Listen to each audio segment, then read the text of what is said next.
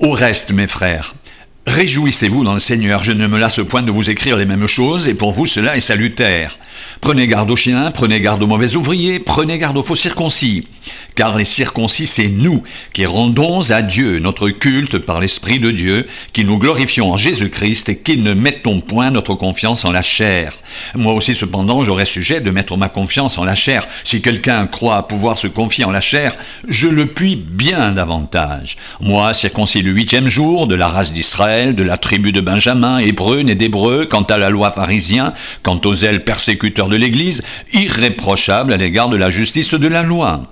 Mais ces choses qui étaient pour moi des gains, je les ai regardées comme une perte à cause de Christ, et même je regarde toutes choses comme une perte à cause de l'excellence de la connaissance de Jésus-Christ mon Seigneur, pour lequel j'ai renoncé à tout. Je les regarde comme de la boue, afin de gagner Christ et d'être trouvé en lui, non pas avec ma justice, celle qui vient de la loi, mais avec celle qui s'obtient par la foi en Christ, la justice qui vient de Dieu par la foi. Ainsi je connaîtrai Christ et la puissance de sa résurrection et la communion de ses souffrances en devenant conforme à lui dans sa mort pour parvenir, si je le puis, à la résurrection d'entre les morts. Ce n'est pas que j'ai déjà remporté le prix ou que j'ai déjà atteint la perfection, mais je cours pour tâcher de le saisir, puisque moi aussi j'ai été saisi par Jésus-Christ, frère.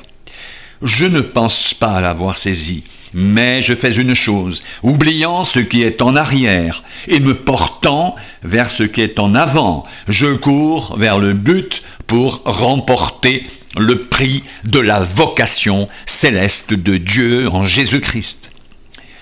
Nous tous donc qui sommes des hommes faits, ayons cette même pensée, et si vous êtes en quelque point d'un autre avis, Dieu vous éclairera aussi là-dessus. Seulement, au point où nous sommes parvenus, marchons d'un même pas.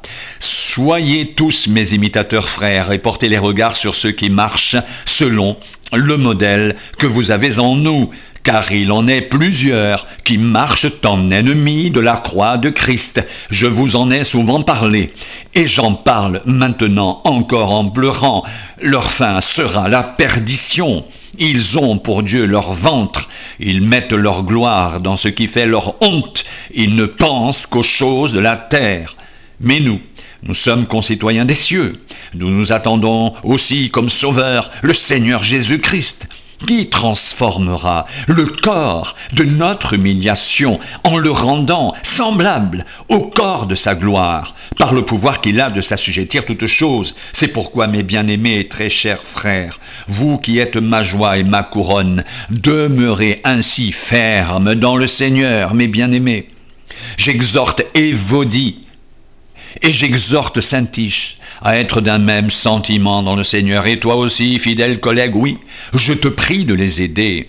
Elles qui ont combattu pour l'Évangile avec moi et avec Clément et mes autres compagnons d'œuvre, dont les noms sont dans le livre de vie. Réjouissez-vous toujours dans le Seigneur, je le répète, réjouissez-vous. Que votre douceur soit connue de tous les hommes. Le Seigneur est proche, ne vous inquiétez de rien, mais en toute chose faites connaître vos besoins à Dieu par des prières et des supplications, avec des actions de grâce. Et la paix de Dieu qui surpasse toute intelligence gardera vos cœurs et vos pensées en Jésus-Christ. Au reste, frères, que tout ce qui est vrai, tout ce qui est honorable, tout ce qui est juste, tout ce qui est pur, tout ce qui est aimable, tout ce qui mérite l'approbation, ce qui est vertueux et digne de louange, soit l'objet de vos pensées, ce que vous avez appris, reçu et entendu de moi, et que vous avez vu en moi, pratiquez-le, et le Dieu de paix sera avec vous. J'ai éprouvé une grande joie dans le Seigneur de ce que vous avez pu enfin renouveler l'expression de vos sentiments pour moi. Vous y pensiez bien, mais l'occasion vous manquait. Ce n'est pas en vue de mes besoins que je dis cela, car j'ai appris à être content dans l'état où je me trouve. Je sais vivre dans l'humiliation, et je sais vivre dans l'abondance. En tout et partout, j'ai appris à être rassasié, et à avoir faim, à être dans l'abondance, et à être dans la disette. Je puis tout par celui qui me fortifie. Cependant, vous avez bien fait de prendre part à ma détresse. Vous le savez vous-même, Philippiens, au commencement de la prédication de l'Évangile, lorsque je partis de la Macédoine, aucune église n'entra en compte avec moi pour ce qu'elle donnait et recevait. Et vous fûtes les seuls à le faire, car vous m'envoyâtes déjà à Thessalonique et à 2 reprises de quoi pourvoir à mes besoins. Ce n'est pas que je recherche les dons, mais je recherche le fruit qui abonde pour votre compte. J'ai tout reçu et je suis dans l'abondance. J'ai été comblé de bien en recevant par Épaphrodite ce qui vient de vous, comme un parfum de bonne odeur, un sacrifice que Dieu accepte et qui lui est agréable. Et mon Dieu pourvoira à tous vos besoins, selon sa richesse, avec gloire en Jésus-Christ. À notre Dieu et Père, soit la gloire au siècle des siècles. Amen. Saluez tous les saints en Jésus-Christ. Les frères qui sont avec moi vous saluent. Tous les saints vous saluent, et principalement ceux de la maison de César. Que la grâce du Seigneur Jésus-Christ soit avec votre esprit. Moi aussi, cependant, j'aurais sujet de mettre ma confiance en la chair. Si quelqu'un croit pouvoir se confier en la chair, je le puis bien davantage. Moi, circoncis le 8e jour, de la race d'Israël, de la tribu de Benjamin, hébreu, né d'hébreu, quant à la loi, pharisien, quant aux zèles, persécuteurs de l'Église, irréprochable à l'égard de la justice de la loi. Mais ces choses, qui étaient pour moi des gains, je les ai regardées comme une perte à cause de Christ. Et même je regarde toutes choses comme une perte à cause de l'excellence, de la connaissance de Jésus-Christ mon Seigneur, pour lequel j'ai renoncé à tout. Je les regarde comme de la boue, afin de gagner Christ et d'être trouvé en lui, non avec ma justice, celle qui vient de la loi, mais avec celle qui s'obtient par la foi en Christ, la justice qui vient de Dieu par la foi.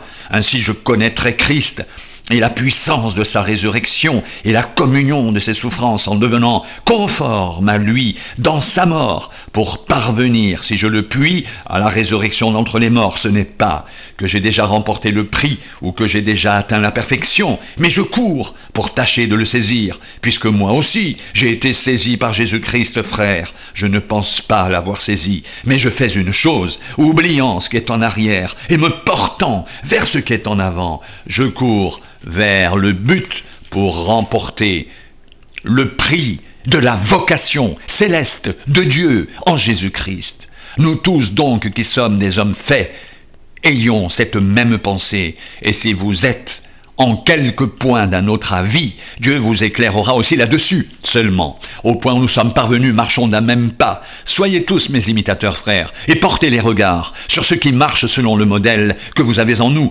car il en est plusieurs qui marchent en ennemis de la croix de Christ. Je vous en ai souvent parlé, et j'en parle maintenant encore en pleurant. Leur fin sera la perdition. Ils ont pour Dieu leur ventre, ils mettent leur gloire dans ce qui fait leur honte. Ils ne pensent qu'aux choses de la terre, mais nous sommes concitoyens des cieux, d'où nous attendons aussi comme sauveur le Seigneur Jésus-Christ, qui transformera le corps de notre humiliation en le rendant semblable au corps de sa gloire, par le pouvoir qu'il a de s'assujettir toutes choses. Réjouissez-vous toujours dans le Seigneur, je le répète, réjouissez-vous.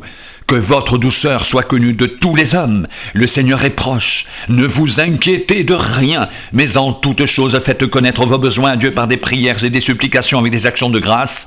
Et la paix de Dieu qui surpasse toute intelligence gardera vos cœurs et vos pensées en Jésus-Christ.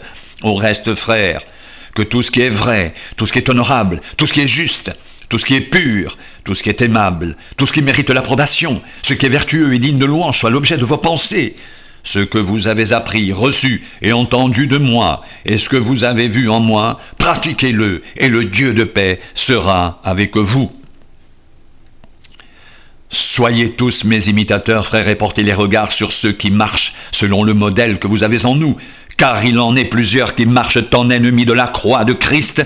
Je vous en ai souvent parlé et j'en parle maintenant encore en pleurant. Leur fin sera la perdition. Ils ont pour Dieu leur ventre, ils mettent leur gloire dans ce qui fait leur honte, ils ne pensent qu'aux choses de la terre. Mais nous sommes concitoyens des cieux, d'où nous attendons aussi comme sauveur le Seigneur Jésus-Christ, qui transformera le corps de notre humiliation en le rendant semblable au corps de sa gloire, par le pouvoir qu'il a de s'assujettir toutes choses.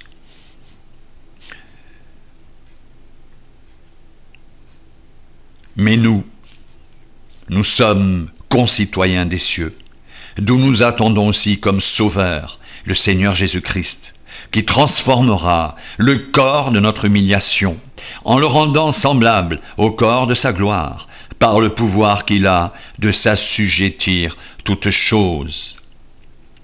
Mais nous sommes concitoyens des cieux, d'où nous attendons aussi comme Sauveur le Seigneur Jésus-Christ, qui transformera le corps de notre humiliation en le rendant semblable au corps de sa gloire, par le pouvoir qu'il a de s'assujettir toutes choses. Soyez tous mes imitateurs, frères, et portez les regards sur ceux qui marchent selon le modèle que vous avez en nous. Car il en est plusieurs qui marchent en ennemis de la croix de Christ. Je vous en ai souvent parlé, et j'en parle maintenant encore en pleurant, leur fin sera la perdition. Ils auront pour Dieu leur ventre, ils mettent leur gloire dans ce qui fait leur honte, ils ne pensent qu'aux choses de la terre. Mais nous sommes concitoyens des cieux, d'où nous attendons aussi comme Sauveur le Seigneur Jésus-Christ, qui transformera le corps de notre humiliation en le rendant semblable au corps de sa gloire, par le pouvoir qu'il a de s'assujettir toutes choses. À notre Dieu et Père, soit la gloire au siècle des siècles. Amen. Que la grâce du Seigneur Jésus-Christ soit avec votre esprit.